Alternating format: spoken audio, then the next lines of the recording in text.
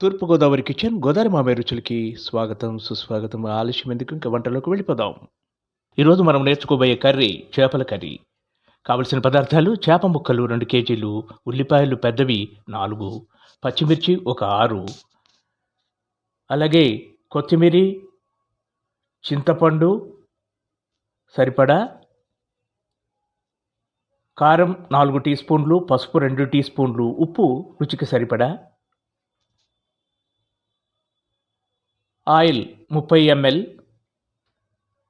మనం ఇప్పుడు ఈ ఉల్లిపాయల్ని, పచ్చిమిర్చిని అన్నిటిని కూడా ముక్కలుగా తరుక్కొని ఇలాగ ఒక బౌల్‌లో వేసుకుందాం. చేపలన్నీ ముందుగానే కడిగి పెట్టుకున్నాం కాబట్టి అవన్నీ కూడా ఇందులో పేర్చేద్దాం ఈ గిన్నెలో. వెడల్పాటి గిన్నె, లోతు తక్కువగా ఉండాలి, వెడల్పు ఎక్కువగా ఉండాలి. అలాంటైతేనే మనకి చేపల కూర బాగా తయారవుతుందనమాట. ఇప్పుడు మనం పసుపు యాడ్ చేస్తున్నాము. కారం,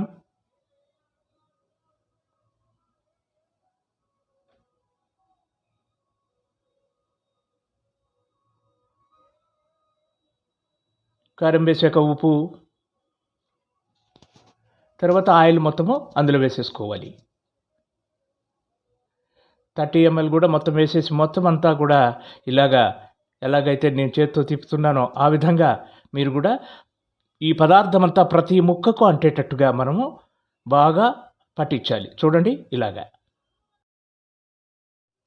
ఈ ముక్కలన్నీ కూడా మినిమమ్ ఒక 20 మినిట్స్ మూత పెట్టి పక్కగా పెట్టండి. బాగా ఈ మసాలా అంతా దానికి ఎక్కుతుంది, ఈ యొక్క కారం అవి. ఇప్పుడు మనం చింతపండు తీసుకొని రసం తీసుకోవాలి. రసం తీసుకొని పక్కన పెట్టుకున్నాక మనకు మసాలాకు కావాల్సిన సామాన్లు: జీలకర్ర 3 టీ స్పూన్లు, చెక్క, లవంగాలు, ధనియాలు, వెల్లుల్లి, ఈ మిర్చి, ఎండుమిర్చి ఇవి ఒక 10 తీసుకోండి. వీటినన్నిటిని కూడా దోరగా వేయించుకొని మనం మిక్సీ జార్లో వేసుకుందాం. ఇలా మిక్సీ జార్లో వేసుకున్నదన్నీ కూడా మనం మిక్సీ చేసుకొని ఎర్రటి పేస్ట్‌లా తయారు చేసుకోవాలి.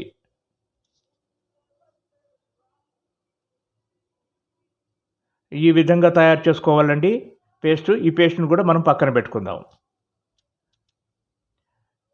ఇప్పుడు ఈ ముక్కలను తీసుకొని కొద్దిగా వాటర్ పోసుకొని, అంటే ఈ ముక్కలు ములిగే వరకు మనం నీళ్లు పోసుకొని స్టవ్ ఆన్ చేసుకొని దాని మీద పెట్టుకోవాలి ఈ యొక్క ముక్కల్ని, ఈ గిన్నెని.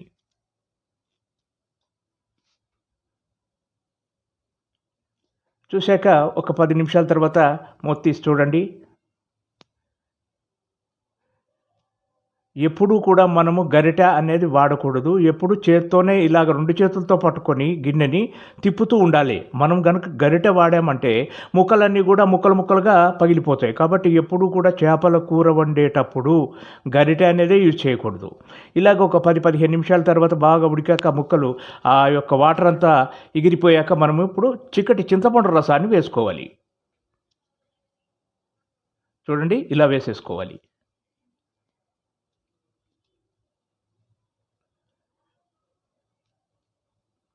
ఇలా వేసుకొని ఒక్క 10-15 నిమిషాల వరకు కొంచెం సన్న మంటను తగ్గించుకొని సన్న మంట మీద ఉడికించుకోవాలి.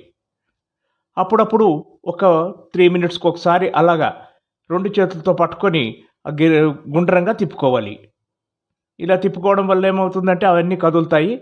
అవన్నీ కదిలి మనం ఇంకా గరిటె పెట్టే అవసరమే ఉండదండి. చేపల కూరలో అసలు గరిటె అనేది యూజ్ చేయకూడదు. చూడండి ఆఫ్టర్ 10 మినిట్స్ ఇలాగ మొత్తం అంతా కూడా ఆ పులుసు కూడా బాగా ఇంకిపోయి చిక్కబడుతుంది. కొంచెం చిక్కబడ్డాక అప్పుడు మనం ఏం చేయాలంటే మనం తయారు చేసి పెట్టుకున్నటువంటి మసాలా పేస్ట్‌ని ఇందులో మనం యాడ్ చేయాలి. ఇలాగ మొత్తం అంతా యాడ్ చేసి మళ్ళా ఒక 5 మినిట్స్ మళ్ళా మూత పెట్టి మనం ఉంచుకోవాలండి. అదే కూడా లో ఫ్లేమ్‌లో మనం వండుకోవాలి.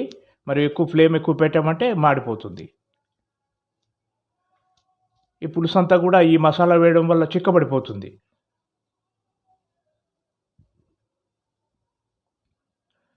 ఇప్పుడు మనం ఏం చేయాలంటే ఒకసారి మళ్ళా 2 చేతులతో పట్టుకొని ఈ విధంగా జాగ్రత్తగా మీద పడకుండా తిప్పుకోవాలి. అంతేనండి. ఆఫ్టర్ 5 మినిట్స్ కొత్తిమీర జల్లుకోవడం, ఇంకా మధురమైనటువంటి ఈ రుచికరమైనటువంటి కూర తయారైపోయిందండి. ఇంకా తినడమే ఆలస్యం. చూడండి ఎంత చక్కగా ఉందో, నోరూరిపోతుంది కదా! ఇంతేనండి. ఇంత సులభంగా తయారు చేసుకోవచ్చు మనం ఈ చేపల కర్రీని. మీకు నచ్చితే లైక్ చేయండి. నా ఛానల్ మాత్రం సబ్స్క్రైబ్ చేయడం మర్చిపోకండి. అందరికీ నమస్కారం. మీ గోదారి మామయ్య.